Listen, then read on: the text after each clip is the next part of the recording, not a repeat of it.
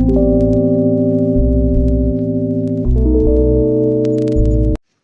guys, welcome to my YouTube channel. So मैं कुछ दिनों से वीडियो अपलोड नहीं कर रही थी क्योंकि मैं बहुत लेज़ी हो गई थी, बट अब मैं रोज़ एक्टिव रहूँगी। मैंने सोच लिया है कि मैं रोज़ एक एक वीडियो रोज़ अपलोड किया करूँगी, डोंट वरी।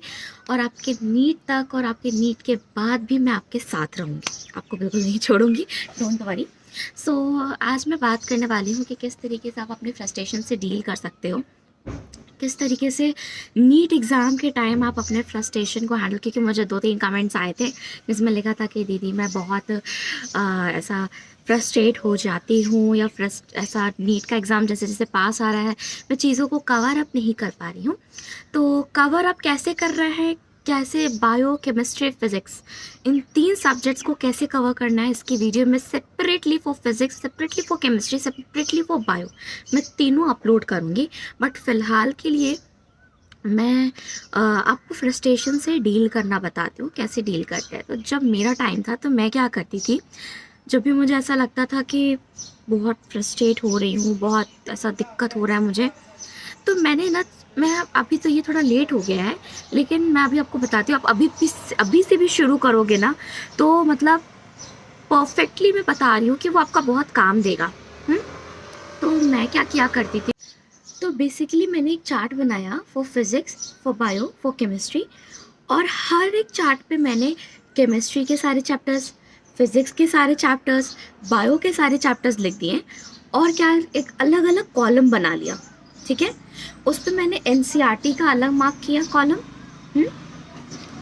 फिर जो दूसरा कॉलम रखा ना, वो मैंने से एलएन के जो मॉड्यूल्स आते थे, ठीक है, उस मॉड्यूल्स में, मतलब मैं तो एलएन से पढ़ी हूँ ना, तो मैं वहाँ का बता रही हूँ कि एलएन के जो मॉड्यूल्स आते थे वहाँ पे ना एक सेक्शन होता था, बी सेक्शन होता था, जहाँ पे ना मतलब आपके पीवाईक्यू दिए रहते थे। वो सेक्शन में ना एक अलग से चार्ट पेपर पे मैंने एनसीईआरटी का एक सेक्शन बनाया, एक सेक्शन मैंने बनाया किसका, ये इस मॉड्यूल के पीवाईक्यू का, ठीक है।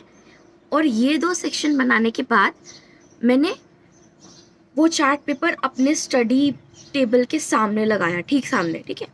और जितनी बार भी मैं एनसीईआरटी पढ़ा करती थी, जितनी बार भी मैं फिज़िक्स के क्वेश्चन सॉल्व किया करती थी, जितनी बार भी मैं केमिस्ट्री को पढ़ा करती थी, उतनी बार मैं वहाँ पे डॉट लगाया करती थी। एक डॉट लगाया, आज मैंने ये इतना पढ़ लिया, इस चैप्टर आज मैंने इतनी बार कवर कर लिया, ये चैप्टर मैंने इतनी बार कवर कर लिया। ये मैंने तब से करना शुरू किया था जब मेरा नीट की नई जर्नी स्टार्ट हुई थी, तब से। तो आप भी चाहो तो एक ऐसा चार्ट पेपर बना लो, अभी भी आप शुरू करोगे ना, लिटरली मैं बता रही हूँ, इट विल वर्क। ठीक है, क्या करना है मैं वापस बता रही हूँ। एक चार्ट पेपर लेना है, जैसे मान लो मैंने बायो का बनाया चार्ट पेपर, उस पर मैंने बायो के जितने भी चैप्टर्स थे वो लिखे, एनसीईआरटी का अलग कॉलम, पीवाईक्यू का अलग कॉलम, और बार बार उसको सॉल्व किया। ठीक है, पीवाईक्यू सॉल्व किया, एनसीईआरटी बार बार पढ़ा। ये लास्ट महीने में मैं बता रही हूँ, ऐसे करना है। ठीक है, अभी भी 31 डेज हैं, 30 डेज, अप्रैल का मंथ है ना, हाँ, और प्लस 4 दिन जो आपके मई के बचे, उन सारे दिन को अगर आप एनसीईआरटी को, एक चैप्टर की एनसीईआरटी को अगर आप 5 बार भी पढ़ लेते हैं लगातार, इस एक महीने में हो जाएगा। अगर एक महीने में 5 बार भी नहीं हो पा रहा तो कम से कम 2-3 बार तो उस चैप्टर को पढ़ लो, है ना। तो ये आप कर सकते हो। फिर फिज़िक्स में मैंने क्या किया था, फिज़िक्स में मैंने भी ऐसे ही एक चार्ट पेपर बनाया।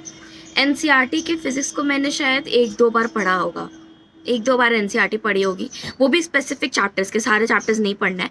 मैं आपको आगे नेक्स्ट वीडियो में बताऊंगी, मैं जल्दी वीडियोस अपलोड करूंगी कि आपको लेट ना हो चीज़ों में, मैं जल्दी जल्दी अपलोड करूंगी वीडियो। फिज़िक्स में भी ऐसे किया, पीवाईक्यू के लिए मैंने अलग कॉलम बनाया, एनसीईआरटी के लिए अलग कॉलम बनाया, ठीक है। और साथ ही साथ मैंने क्या किया, हाँ, ये 2 कॉलम्स बनाई और सॉल्व करना स्टार्ट किया, पीवाईक्यू सॉल्व करना स्टार्ट किया, और बार बार वो पीवाईक्यू वाले पे टिक किया। आज एक बार हो गया इस चैप्टर का, एक बार इस चैप्टर का हो गया, टिक करते करते जाना है, ठीक है।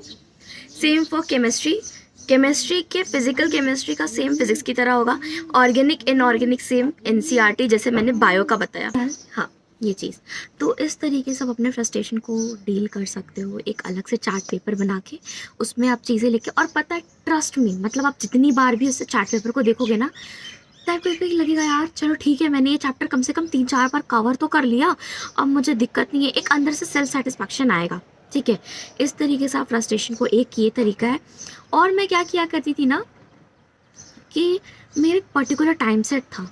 मैं आपको अपना रेगुलर टाइम सेट भी बताऊंगी अगले वीडियो में कि किस तरीके से मैं दिन भर में, किस तरीके से मैं फिज़िक्स में सारे सब्जेक्ट्स कवर करती थी। टू बी ऑनेस्ट, मैं एक दिन में सारे सब्जेक्ट्स कवर करती थी। इस तरीके से मैंने बना लिया था। मैं आपको बताऊंगी आगे कैसे कैसे। और दूसरा ये तरीका था मेरे फ्रस्ट्रेशन का कि मैं घर पे बात कर लिया करती थी। शायद ये लोग कुछ सोचे कि मैं तो रोज़ ही बात करती हूँ, बट मैं बात किया करती थी। और अपने क्या कहते हैं, जितने भी मेरे डाउट्स रहते थे, आज मैं किस तरीके से फ्रस्ट्रेटेड हूँ, मैं अपने घर वालों से बात किया करती थी। स्पेसिफिकली अपनी मम्मी से मैं बहुत बात किया करती थी। मतलब दिन भर में एटलीस्ट मैं 15-20 मिनट तो मैं मम्मा को देती थी कि मैं उनसे अपने दिन भर की सारी बातें करूँ, उनको सारी बातें बनाऊँ, कि जिससे मेरे क्या होता था, फ्रस्ट्रेशन बहुत कम हो जाता था। अपनी बहन से बात, मतलब मैं अपनी पूरी जर्नी में अपने मम्मी और अपने बहन, इन्हीं दोनों से बात किया करती थी और उनको सारी चीज़ें बताया करती थी कि आज ये हुआ है, ऐसा हुआ है। और उनसे बात करके ना इतना सूदिंग फील होता था, मैं बता नहीं सकती हूँ।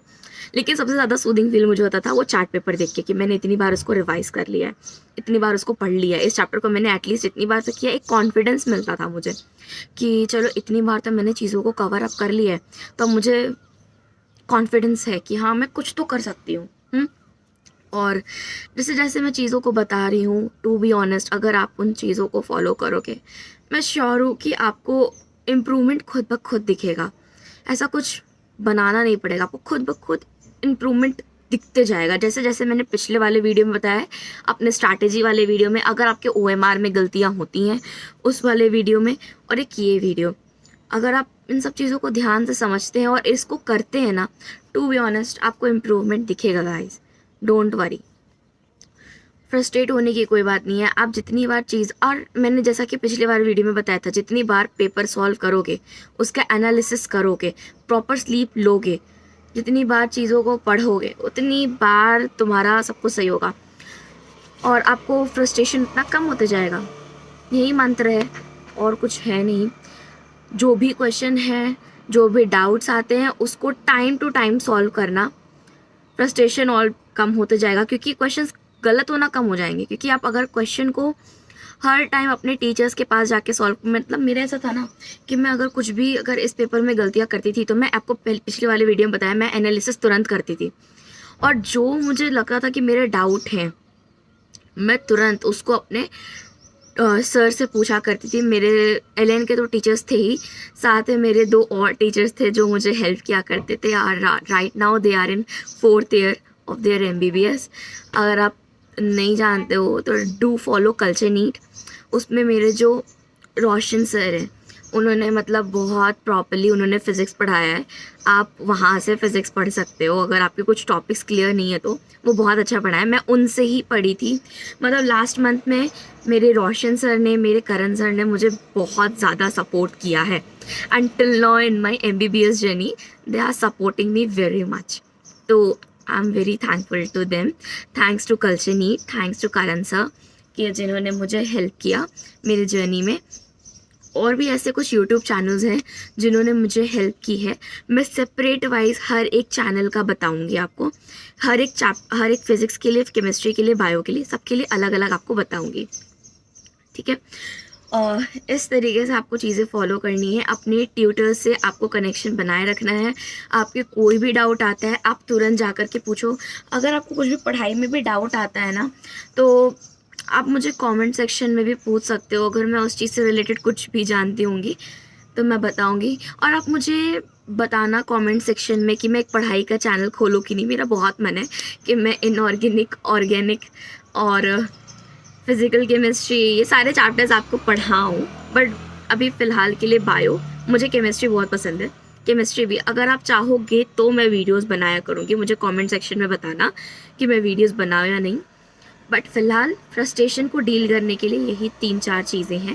पहला कि आप एक ऐसा चार्ट बना लो, उसमें अलग अलग ब्लॉग्स बना करके PYQ के लिए, NCERT रीड करने के लिए, और साथ ही साथ अपने चैप्टर्स के नाम इस तरीके से, और जितनी बार भी पढ़ो उसमें डॉट लगाओ कि इतनी बार पढ़ लिया। एक तो ये। दूसरा, किसी से बात करो जैसा मैं घर पे बात किया करती थी। और तीसरा कि तुम डे बाय डे अगर क्वेश्चन पेपर रोज सॉल्व कर रहे हो, उसका एनालिसिस कर रहे हो और तुम्हारे डाउट्स आ रहे हैं, ट्यूटर से पूछो। ये नहीं, शर्माना नहीं है ट्यूटर से। मेरे साथ भी ऐसा होता था, मैं बहुत शर्माती थी यार, पता नहीं वो टीचर मुझे पढ़ाता है, क्या सोचेंगे मेरे बारे में कि इसको तो पढ़ने लिखने नहीं आता है, इसको ये नहीं आता है। बट मैंने लास्ट टाइम पे लास्ट शर्म सब छोड़ दिया, क्योंकि मेरा एक ही मोटिव था कि मुझे किसी तरीके से नीट में स्कोर करना है। और ये लास्ट शर्म कुछ भी नहीं इसका होगा, ठीक है। ये सब फालतू चीज़ें हैं। बस अपने डाउट्स को क्लियर करो, माइंड फ्रेश रखो और चीज़ों पे फोकस करो। अगर तुम ये सोचने में रह जाओगे ना कि नहीं कैसे यार मेरा रोज़ का रोज़ ये नहीं हो पा रहा है, वो नहीं हो पा रहा है, अरे ये नहीं हो पा रहा है, वो नहीं हो पा रहा है, छोड़ो। तुम एटलीस्ट वहाँ उस जगह पे कुछ पढ़ लो, तो तुम्हें लगेगा चलो कम से कम कुछ किया तो नहीं, तो कम से कम कुछ पढ़ तो लिया। वेस्ट मत करो दिन को, ठीक है। इस तरीके से रोज़ बरोज़ पढ़ते रहो, चीज़ों से डील करते रहो। लाइफ में स्ट्रेस आते हैं, अभी MBBS में और भी आएंगे जैसे मेरे आ रहे हैं, तो ये सारी चीज़ें होती रहेंगी। फ़िलहाल के लिए बस तुम पढ़ाई पे ध्यान दो और मुझे कमेंट सेक्शन में बताना कि मैं पढ़ाई की वीडियोस डालूँ या नहीं। और दूसरी बात ये, आपके साथ मैं जर्नी में हमेशा बनी हुई हूँ। कोई भी डाउट हो, कुछ भी बात है, जैसे अभी आप मेरे से बहुत प्यार से मेरे से आप पूछ रहे थे कि दीदी फ्रस्ट्रेशन हो रहा है, मैंने तुरंत फ्रस्ट्रेशन के लिए वीडियो डाल दिया कि किस चीज़ करना है। और भी कुछ ऐसी चीज़ें हैं जिनके बारे में आप जानना चाहते हो कि दीदी और क्या क्या आपने चीज़ें की, कैसे पढ़ाई किया, कैसे और भी चीज़ें, मैं खुद ब खुद मुझे जितना समझ आएगा उतना तो मैं डालूँगी। बाकी आपको और भी कुछ जानना है मेरे बारे में, और भी कुछ समझना है कि मैंने कैसे किया था, प्लीज़ मुझे कमेंट सेक्शन में बताना। जब तक आप मुझे नहीं बताओगे मुझे नहीं पता लगेगा, टू बी ऑनेस्ट। बट मुझे जितना आता है, मुझे जितना समझ आता है, कितने चीज़ों के बारे में आपको पता होना चाहिए, मैं टू बी ऑनेस्ट मैं ज़रूर धीरे धीरे हर एक दिन डालते जाऊँगी। Don't worry about that. फ़िलहाल के लिए तो इतना ही, और बनी रहिए मेरे साथ, मैं और भी दिन भर दिन वीडियोज़ डालूँगी। तो guys do subscribe my channel, share करना, लाइक करना, मुझे कमेंट सेक्शन में बताना कि क्या चीज़ें आपको चाहिए कि मैं आपको नेक्स्ट वीडियो उस चीज़ के बारे में डाल सकूं। And see you guys in the next video. भाई गाइस ध्यान रखना, बिल्कुल फ्रस्ट्रेट मत होना। You are my lovely guys, okay. Don't get frustrated बच्चा। मुझसे जब भी कुछ हो तुरंत पूछना, मैं आपके लिए हमेशा अवेलेबल हूँ। बाय।